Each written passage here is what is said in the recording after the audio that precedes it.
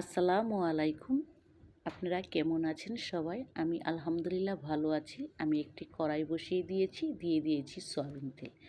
এখন দিয়ে দেব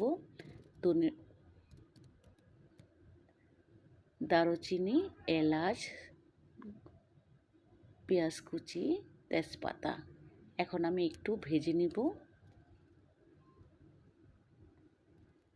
এখন দিয়ে দিব পরিমাণ মতো লবণ। লবণটা দিয়ে আমি পেঁয়াজগুলোকে ভাজা ভাজা করে নেব। যে যেখান থেকে দেখছেন প্লিজ সবাই আমার পাশে থাকবেন।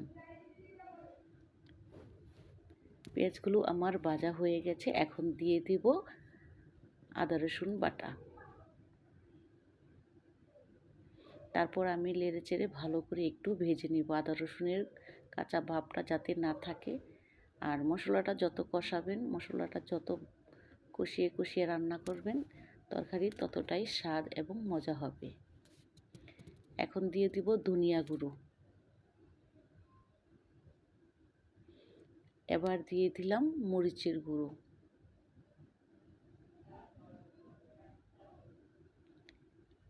এবার দিয়ে দিব হলুদের গুঁড়ো।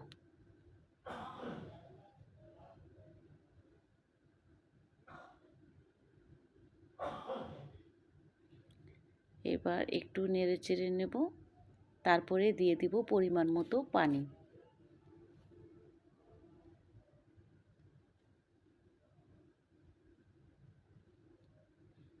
এখন মশলাটাকে ভালো করে আমি কষিয়ে নেব। মশলাটা আমি ভালো করে কষিয়ে নিয়েছি। এখন দিয়ে দেব গরুর মাংস। যদি আপনাদের আমার রান্নাটা ভালো লাগে অবশ্যই লাইক, কমেন্ট, শেয়ার, সাবস্ক্রাইব করে দিবেন। আপনাদের একটি লাইক, একটি কমেন্ট আমাকে আগামী ভিডিও দেওয়ার উৎসাহ জাগায়।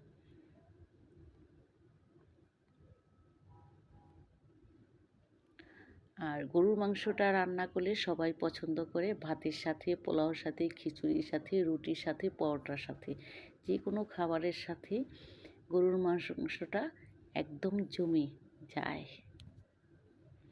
মাংসটা আমার কষিয়ে আসতেছি। মাংসটা একদম কষিয়ে কষিয়ে রান্না করব।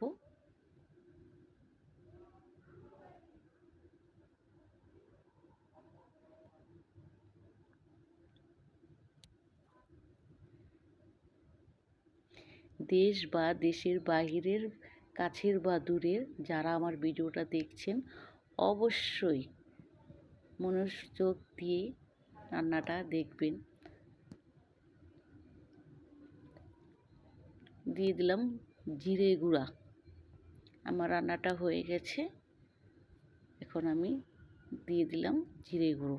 আর রান্নাটা দেখেন একদম কষিয়ে কষিয়ে রান্না করেছি, একদম তেল উপরে উঠে এসছে।